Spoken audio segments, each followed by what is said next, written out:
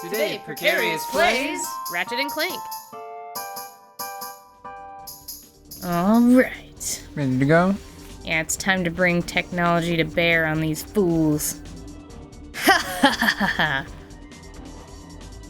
Oh. Speaking of technology. Okay. These. Alright, yeah. Oh, no, this is a new recording session. Yeah, I'm gonna talk about that first.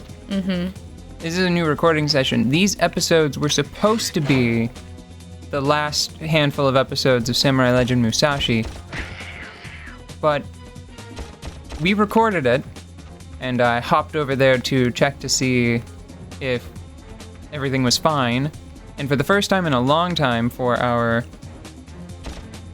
hodgepodge unit, Pooj. I'm gonna go with Pooj. Pooji. Yeah. Our Pooj unit. For the first time in a long time, it was not fine.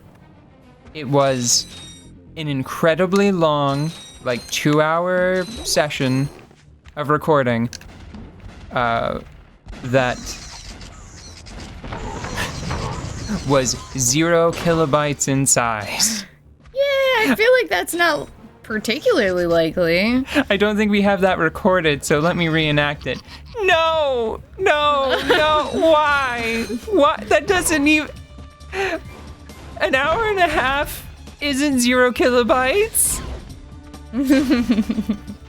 That should be funny. That should be gigs. Well, it's funny in now. It's funny in now time, but it should be gigabytes and gigabytes of beautiful data.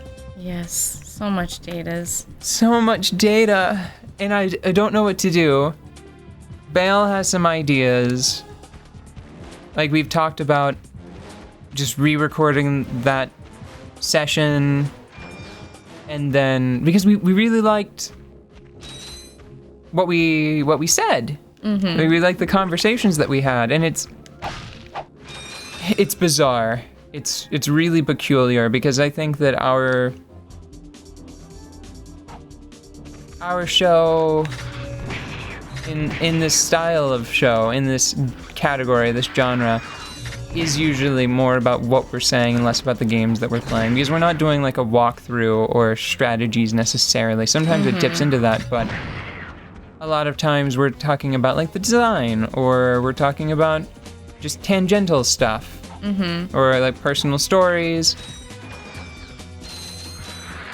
So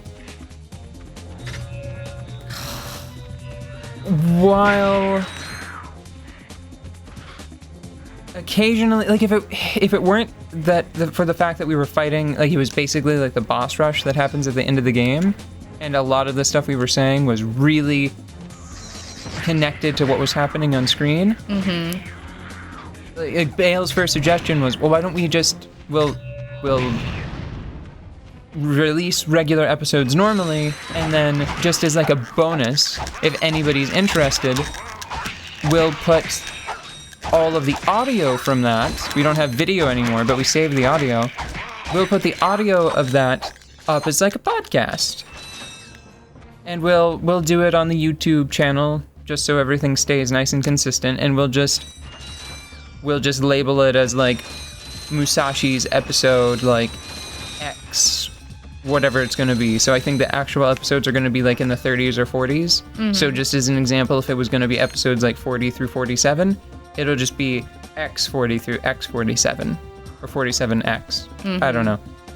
That kind of annotation is under the dark domain of Bale. So it's we figured out a lot of different stuff since we started working on the show, but that's a new one, I think.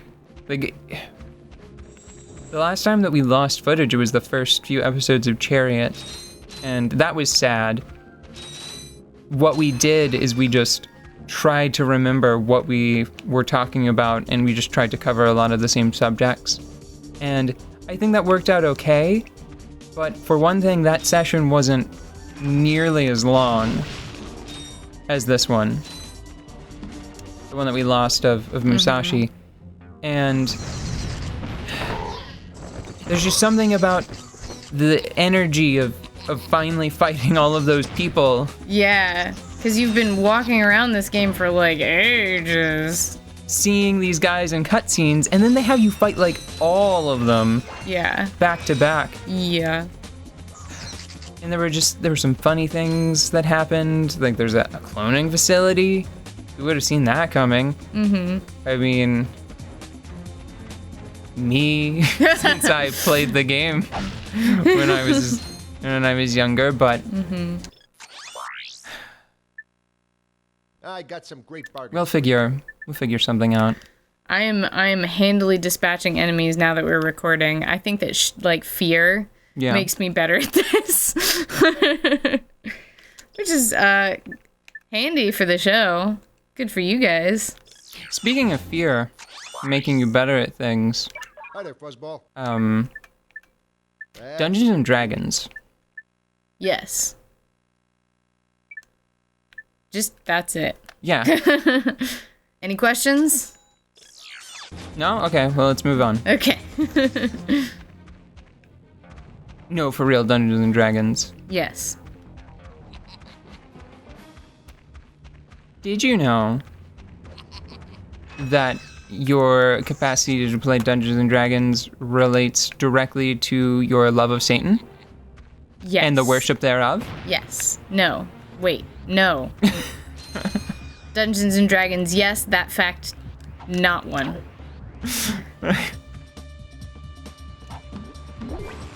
I was thinking about it recently, and I should probably clear that up. Super joking, really. Super joking. Really, I was joking, but we're thinking about playing Dungeons and Dragons again because I've heard that the 5th edition Curse of Strahd, I've heard that it was great, and I have experienced some of its greatness because I've been watching the dice camera action playthrough of it. Mm-hmm. And the players are great, and the characters are great, and the DM is fantastic. But I think he's cheating a bit because I believe, if I remember correctly, he was like the head writer for that module. Oh, so it's like his baby. Yes, so it's sort of interesting because he, in a sense, anything that he kind of does is very true to the work. Yeah, it feels very true to the work, and it sort of feels like it ought to just be canonical, like it just becomes canon. Mm-hmm. So that's interesting. Yeah. Because it's this weird blurring between someone's homebrew campaign and an official module, right? Right. Shit. What? I think I might have missed something. Well, you have the breathing mask, so you can just dive and go check, can't you? Ugh, yeah. Okay, maybe I missed not a damn thing. Can you go up from there? Yeah, so you can go up. Although, can you go into first-person mode while you are underwater like this? No.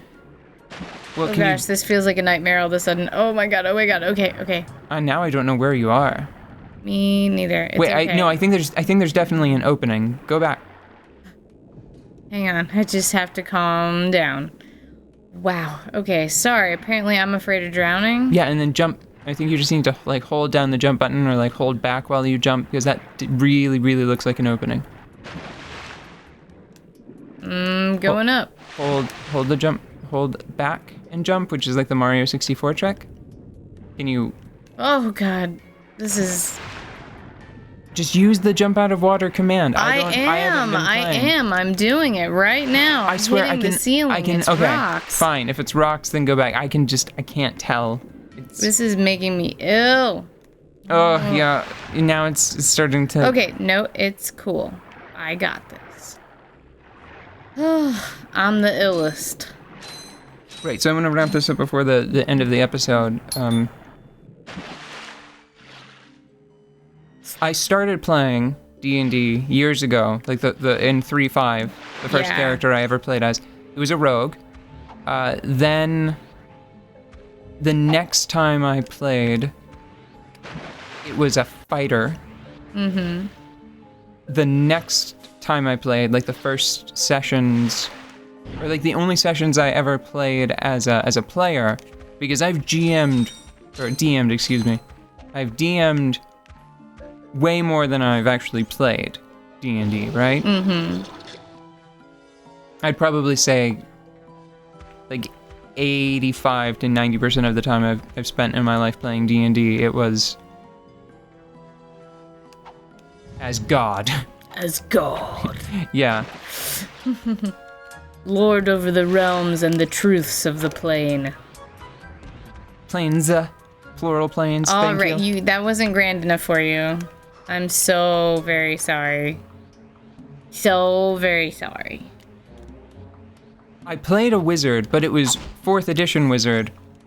So in a sense, it wasn't really like that much different from any other class. Yeah. And I'll explain why and what I'm talking about with or what I want to do with this new character very briefly at the start of the next episode.